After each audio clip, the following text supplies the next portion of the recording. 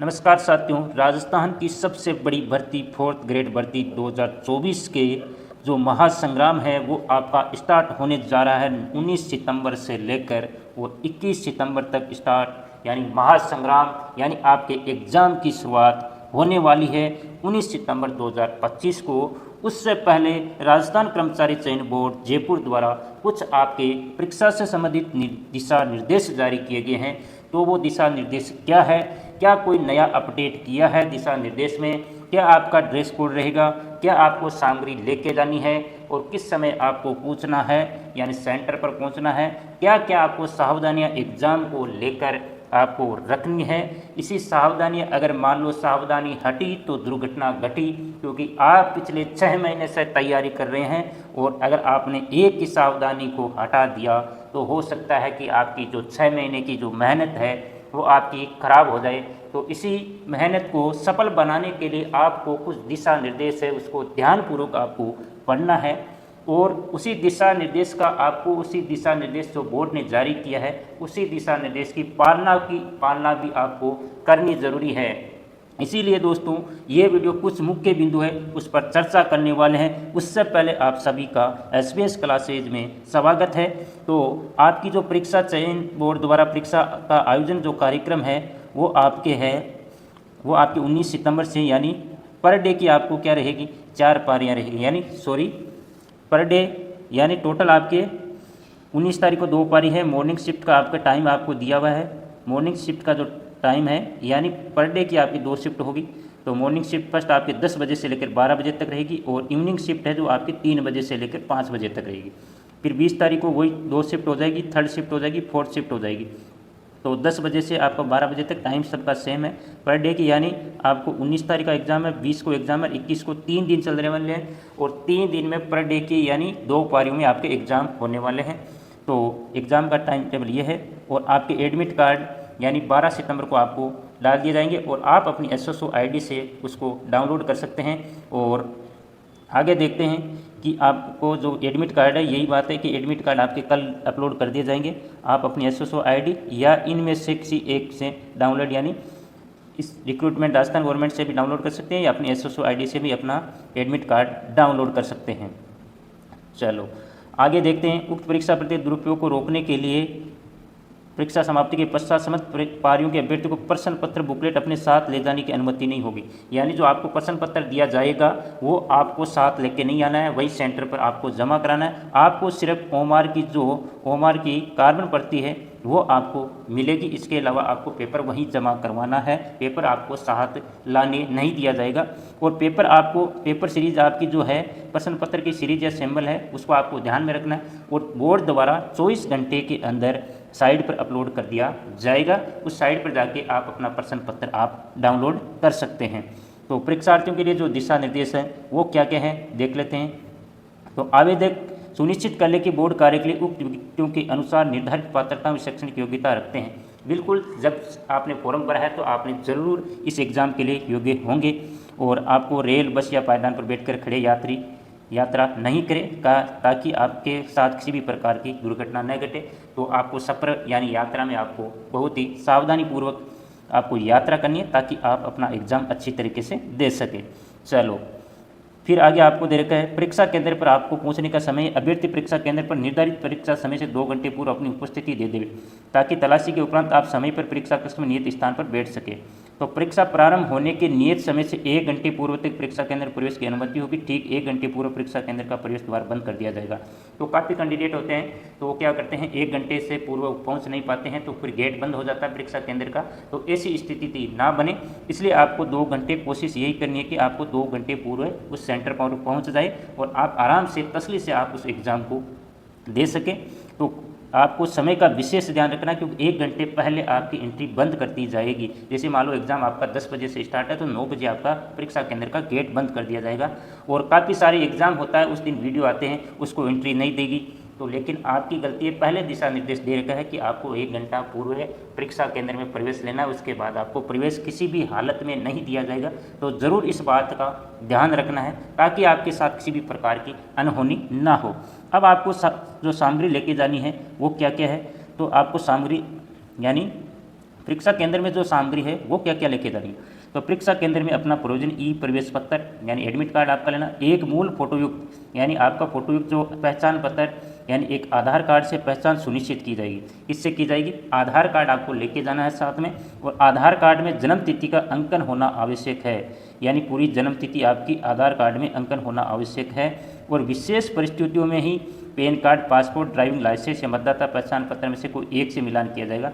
तो कुल मिला के आपको क्या करना है, 2 आईडी एक साथ लेके जानी, ताकि किसी भी प्रकार की मान लो शंका हो तो दूसरी आईडी आराम से दिखा सकते हैं। हर कैंडिडेट के पास ये 2 या 3 आईडी होती है, उनमें से 2 या 3 आईडी आपको साथ रखनी। एक तो आधार कार्ड मेन आपका है ही, और उसके साथ आपको क्या लेके जाना है, जो आपका एडमिट कार्ड है उसमें 2.5 सेंटीमीटर 2.5 सेंटीमीटर साइज़ का एक मूल नवीनतम रंगीन फोटो जो मर्ज, मार्फेड और टेम्परेट यानी एडिट किया हुआ नहीं होना चाहिए, और 1 माह से अधिक पुराना ना हो। सभी फोटोग्राफ की सॉफ्टवेयर जांच की जाएगी, और नीले रंग की स्याही का एक पारदर्शी बॉल पेन साथ के लेकर आना है। इसके अलावा आपको परीक्षा केंद्र पर कुछ नहीं लेकर आना। तो इसका मतलब आपका एक एडमिट कार्ड हो गया, एक आपका पहचान पत्र हो गया, और एक आपका फ़ोटो यानी जो एडमिट कार्ड पर लगाना है, नंबर 3, और नंबर 4 आपको गोले को भरने के लिए एक पारदर्शी बॉल पेन लेके जाना। इसके अलावा आपको परीक्षा केंद्र में किसी भी प्रकार की सामग्री नहीं लेके जानी है। फिर आपको आते हैं तो परीक्षा केंद्र फोटो की पहचान पत्र के आधार पर पहचान सुनिश्चित हो जाने एवं तलाशी से पेश रिकॉग्नाइजेशन हो जाने पर सतर्कता दल द्वारा जांच के उपरांत ही आपको प्रवेश दिया जाएगा। अगर कार्य के लिए नियुक्त कार्य में आप पूर्ण सहयोग दें, परीक्षार्थी या प्रेसिंग या बायोमेट्रिक कार्य पूर्ण होने जाने के पश्चात अपने रोल नंबर को चेक कर अपने आवंटित कक्ष में बैठे परीक्षा केंद्र में इधर उधर घूमने नहीं घूमे, यानी घूमने की आपको इजाज़त नहीं है। तो आप समय पर पहुँचे, और ताकि आपकी समय पर जांच हो सके, बायोमेट्रिक डिवाइस के द्वारा आपकी समय पर तलाशी की जा सके और आप समय से आप कक्ष के अंदर जा सकें। ठीक है, अब आपको परीक्षा केंद्र पर क्या क्या नहीं लेके जाना है, तो ध्यान रखना। कई बार क्या होता है, साथ में ये लेके चले जाते हैं या भूलवश साथ में ये चीज़ें चली जाती है, तो इन चीज़ों का विशेष ध्यान रखना है। परीक्षा केंद्र में आपको किसी भी प्रकार की घड़ी पहनकर प्रवेश नहीं की अनुमति नहीं होगी, अतः घड़ी पहनकर नहीं आवे, घड़ी को आपको साथ लेके नहीं जाना है। नीले रंग का पारदर्शी बॉल पेन के अलावा किसी भी प्रकार का पेन परीक्षा केंद्र में अलाउ नहीं है। पानी की बोतल अलाउ नहीं है, पर्स अलाउ नहीं है, बैग है, geometry, pencil box, plastic pouch, calculator, तख्ती, पैड, गत्ता, pen drive, rubber, lock, table, scanner, किताबें, नोटबुक, पर्चियाँ, whitener, mobile phone, Bluetooth earphone, microphone, pager, अन्य किसी भी प्रकार का संचार उपकरण, स्लाइड रूल, किसी भी प्रकार के हथियार आदि लेकर परीक्षा केंद्र में प्रवेश नहीं दिया जाएगा। तो ये चीज़ें आपको साथ नहीं लेके जानी है, तो ध्यान रखना है। और यहाँ पर जो स्रोत लेख है, तो स्रोत लेख वाला कैंडिडेट क्या करेगा, जो स्वयं का स्रोत लेख लाने वाले अभ्यर्थी को स्रोत लेख की शैक्षणिक योग्यता का प्रमाण पत्र अभ्यर्थी और स्रोत लेख के वचन अपेंडिक्स ए एंड बी तथा निम्नानुसार दिव्यांगता का चिकित्सा प्रमाण पत्र केंद्राध्यक्ष को कम से कम 1 दिवस पूर्व प्रस्तुत करना होगा। यानी 1 दिवस आपको पहले ही सूचित करना है कि मैं ये स्रोत लेख साथ में लेके आना है, उसका जो योग्यता का प्रमाण पत्र वो भी आपको देना है।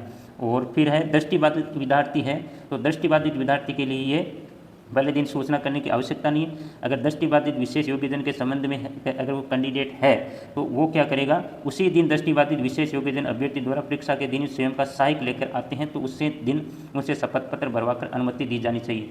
यानी वो कैंडिडेट उसी दिन साथ में लेके आ सकता है, उसको पहले दिन आने की आवश्यकता नहीं है, और एक शपथ पत्र उसको देना होगा। ठीक है, चलो आगे है, अभ्यर्थी द्वारा उत्तर पत्र की कार्बन प्रति को अपने साथ ले जाने हेतु अनुमति है, उसे परीक्षा की अंतिम परीक्षा परिणाम जारी संपूर्ण प्रक्रिया होने तक सुरक्षित रखना होगा। यानी इस भर्ती परीक्षा की जो संपूर्ण कंप्लीट प्रोसेस है, जब तक नहीं होता है तब तक आपको कार्बन कॉपी को अपने पास सुरक्षित रखना है, और बोर्ड द्वारा जब भी मांगे जाए तो उससे प्रस्तुत करनी होगी। ऐसा न करने पर अभ्यर्थी के विरुद्ध आवश्यक कार्रवाई अमल में लाई जाएगी। तो आपको कार्बन कॉपी को बिल्कुल एकदम सुरक्षित रखना है, और कार्बन कॉपी ओमार भरते समय आपको क्या करना है, गोले को जब आप भरो तो थोड़ा सा दबाव डाल के गोले को भरना है, ताकि कार्बन कॉपी में वो चित्र या वो गोला आसानी के साथ आपको भी दिखे। यदि कोई परीक्षार्थी गलत पार या गलत सीट पर बैठकर परीक्षा देता है तो उसे अपात्र एवं अग्रिम परीक्षाओं के लिए डिबार किया जा सकता है। तो ऐसा काम आपको नहीं करना है। एग्जाम सिर्फ अपना ही देना, किसी दूसरे के चक्कर में या किसी दूसरे के चक्कर में या पैसे के लालच में आकर आप अगर ऐसा अनुचित कार्य करते हैं तो आपको बिल्कुल दंडित किया जाएगा, और आपको कुछ सज़ा भी होगी। तो वो सज़ा आगे आपको क्या है देखते हैं।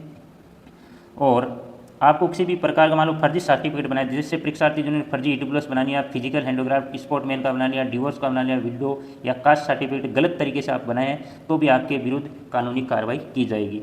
यानी किसी परीक्षा जानबूझ के गलती से एक परीक्षा से एक से ज़्यादा फॉर्म भरे हैं और वो एक से ज़्यादा पारी में परीक्षा देने आता है, तो बायोमेट्रिक्स में पकड़े जाने पर उसके विरुद्ध पुलिस कार्रवाई अमल में लाई जाएगी। अगर मान लो आपने 2 फॉर्म भर दिए तो आपको 2 फॉर्म भरे हैं तो सिर्फ और सिर्फ आपको एक ही परीक्षा देनी होगी। दोनों परीक्षाओं में अगर आप शामिल होना चाहते हैं तो आपको अगर पकड़े गए तो आपके विरुद्ध ज़रूर कार्रवाई की जाएगी। तो यानी किसी अभ्यर्थी ने पहले किसी अन्य अभ्यर्थी के लिए दूसरे नाम से परीक्षा दी और अब अपने ही नाम से इस परीक्षा में बैठा तो उसके विरुद्ध भी पुलिस कार्रवाई अमल में लाई जाएगी। तो ऐसा अनुचित कार्य आपको करना नहीं है, क्योंकि अपना एग्ज़ाम है तो आप अपना ही एग्ज़ाम दे, किसी दूसरे का एग्ज़ाम देने न जाए। चलो, परीक्षा में सम्मिलित होने हेतु ड्रेस कोड आपको पता ही है। वैसे आपको एक सिंपल ड्रेस पहन के जानी है, इसके अलावा आपको कुछ नहीं पहन के जाना है। अगर मान लो पहन के जाते हैं तो आपको हो सकता है आपको प्रॉब्लम हो सकती है। इस प्रॉब्लम से बचने के लिए पहले ही आपको क्या करना है, एकदम सिंपल ड्रेस पहन के जाए। तो पुरुष अभ्यर्थी आदि पूरी आस्तीन के शर्ट, टी शर्ट, कुर्ता पैजामा, पैंट पहन कर आएंगे। जींस पहन करने आने की अनुमति नहीं होगी। यदि अपवाद स्वरूप कोई अभ्यर्थी जींस पहन कर आता है तो उसे परीक्षा से वंचित नहीं किया जाएगा। उसकी गहन जाँच करवाकर सुनिश्चित किया जाना आवश्यक होगा कि उसके पास किसी प्रकार का ब्लूटूथ आदि डिवाइस नहीं है। तत्पश्चात परीक्षा में प्रवेश की अनुमति दी जाएगी। इस संबंध में अभ्यर्थी से वचन पत्र भरवाया जाएगा। तो आपको बस जींस पैंट आपको पहननी नहीं है, क्योंकि आपको असुविधा होगी वहाँ सेंटर पर जाने के बाद। तो असुविधा से बचने के लिए आपको शपथ पत्र भरना होगा, वचन पत्र भरना होगा। तो आपका समय खराब होगा, फालतू में दिमाग में टेंशन रहेगी। तो उससे पहले ही आपको क्या करना है, जो ड्रेस कोड है उसी को पहन के जाना है। इसी प्रकार महिला अभ्यर्थी के लिए भी ड्रेस कोड यहाँ पर दिए हुए हैं। तो महिला अभ्यर्थी कई बार गलती कर बैठती है, तो ऐसे जो ड्रेस कोड देगा उसी ड्रेस कोड में जाए। महिला अभ्यर्थी सलवार सूट, चुन्नी या साड़ी आदि या पूरी आस्तीन का कुर्ता, ब्लाउज पहनकर एवं बालों में साधारण रबड़ बैंड लगाकर आओगे, ये आपको लाना है। जींस पहनकर आने की अनुमति आपको नहीं होगी। यदि अपवाद स्वरूप कोई आ भी जाता है तो उसकी गहनता से जांच की जाएगी और जांच करने के बाद ही आपको क्या किया जाएगा, परीक्षा केंद्र में एंट्री की जाएगी। और किसी भी प्रकार का ब्लूटूथ आदि डिवाइस नहीं है तो ये आपकी जाँच की जाएगी। तो इस जाँच से बचने के लिए आपको क्या करना है, सिंपल ड्रेस कोड का उपयोग आपको करना है। परीक्षार्थी पूरी आस्तीन का कुर्ता, शर्ट, ब्लाउज आदि पहनकर आ सकते हैं, किंतु अपनी वेशभूषा में बड़ा बटन, मेंटल बटन, किसी भी प्रकार के ब्रोच, जड़ाऊ पिन या बेज या फूल आदि लगाकर आने की अनुमति नहीं होगी। तो यानी किसी भी प्रकार की अलग आपको ड्रेस है, सिंपल ड्रेस आपको पहन के जानी, कुल मिला के कहने की बात ही है। तो आपको काफ़ी सारी महिलाएं होती है, परीक्षार्थी लाख या कांच की पत्ती चूड़ियों के अलावा किसी भी प्रकार के जेवरात या अन्य प्रकार की चूड़ियाँ, कान की बाली, अंगूठी, ब्रासलेट पहनकर नहीं आएंगी। यानी जो लाख या कांच की पत्ती चूड़ियाँ वही अलाउ, इसके अलावा कोई अलाउ नहीं है। और परीक्षार्थी को यहाँ पर किसी भी प्रकार की घड़ी या धूप का चश्मा, belt, head bag, hair pin, गड्ढा, ताबीज, कैप, स्टोल, शॉल, मफलर पहनकर परीक्षा में शामिल नहीं होना है। इन चीज़ों से आपको बचना है, क्योंकि आपको वहाँ पर सेंटर पर जाने के बाद में आपको अंदर रखने की आपको व्यवस्था नहीं मिलेगी। इन चीज़ों को या तो बाहर रखना पड़ेगा। तो ऐसी असुविधा से या बचने के लिए आपको पहले ही सावधानीपूर्वक आपको करना है। चलो आगे, फिर आपका ड्रेस कोड हो गया। ड्रेस कोड में बाद में आगे चलते हैं। तो ड्रेस कोड आपका हो गया। तो अगर मान लो आप नकल करते हैं या अनुचित साधनों का उपयोग करते हैं तो आपको सज़ा दी जाएगी। अनुसार आपको 10 लाख से लेकर 10 करोड़ तक का दंड है और 10 वर्ष से लेकर अधिकतम आजीवन कारावास तक की सज़ा का प्रावधान है। तो यह आपको अनुचित कार्य नहीं करना, इसका विशेष आपको ध्यान रखना है। परीक्षार्थी हेतु अन्य महत्वपूर्ण परीक्षा केंद्र आपको है। तो लास्ट में आपको दे रखा है, परीक्षा के आयोजन के बाद बोर्ड द्वारा मास्टर प्रश्न पत्र उत्तर कुंजी वेबसाइट पर अपलोड किए। परीक्षा उत्तर कुंजी अपलोड होने के 72 घंटे की अवधि में प्रश्न पत्र कुंजी पर आपत्ति आमंत्रित की जाएगी। प्रत्येक आपत्ति के लिए परीक्षार्थी को निर्धारित शुल्क 100 रुपये निर्धारित परीक्षाएं जमा करवाना होगा, अन्यथा आपत्ति रजिस्टर नहीं होगा। तो अगर आपको मान लो कोई प्रश्न को लेकर बाद में 72 घंटे जैसे ही आंसर की आपको अपलोड कर दी जाए, तो अगर आपको किसी क्वेश्चन को लेकर आपत्ति है तो आपको 72 घंटे के जो अपलोड होने के 72 घंटे बाद आपको क्या करना है, आपत्ति, और प्रति पर्सन आपको 100 रुपये का शुल्क जमा कराना होगा और आपको आपत्ति दर्ज करानी होगी। अगर आप दर्ज नहीं कराते हैं तो जो बोर्ड का लास्ट डिसीजन होगा वही मान्य होगा और उस पर्सन पर आपका किसी भी प्रकार का विचार नहीं किया जाएगा। यानी जो बोर्ड ने आंसर माना है वो बिल्कुल सही माना है। अगर आप आपत्ति दर्ज करवाते हैं तो ही उस पर विचार किया जाएगा, अन्यथा नहीं किया जाएगा। तो ये था। और वो विशेष बात है कि 5वां जो गोला ई आ रहा है, जो 5वां गोला अब की बार ई आ रहा है उसका विशेष ध्यान रखना है। 5वां गोला ई अगर 10% से ज़्यादा गोले आप खाली रखते हैं तो आप वैसे ही अयोग्य घोषित हो जाओगे। जैसे अभी जेल परिधि में काफ़ी कैंडिडेट ऐसे थे, काफ़ी कैंडिडेट पहले ही बाहर हो चुके हैं। तो बिल्कुल आपको 5वां गोला आपको भरना है। अगर आप क्वेश्चन अटेंड नहीं करते हैं तो बिल्कुल उस 5वें गोले को आप भर के आइए और समय का बिल्कुल ध्यान रखें, क्योंकि आपका 2 घंटे का समय है, उसका पूरा ध्यान रखें। और 5वां गोला भरने के लिए आपको 10 मिनट का एक्स्ट्रा समय आपको दिया जाएगा, बिल्कुल 10 मिनट आपको एक्स्ट्रा मिलेगी। तो आपको 5वें गोले का विशेष ध्यान रखना है। अगर 10% से ज़्यादा अगर खाली छोड़ के आ गए तो आप एग्ज़ाम से पहले ही बाहर हो जाओगे, आपकी मेहनत बेकार हो सकती है। इसलिए इन बातों का विशेष ध्यान रखें। और कोई अगर मन में आपके शंका है तो ज़रूर आप एक बार कमेंट करिए और चैनल पर नहीं हो तो चैनल को सब्सक्राइब कर लेना, क्योंकि अपडेट अभी एग्ज़ाम का टाइम है, बिल्कुल जो भी नया अपडेट होगा तो तुरंत आपको सूचित किया जाएगा।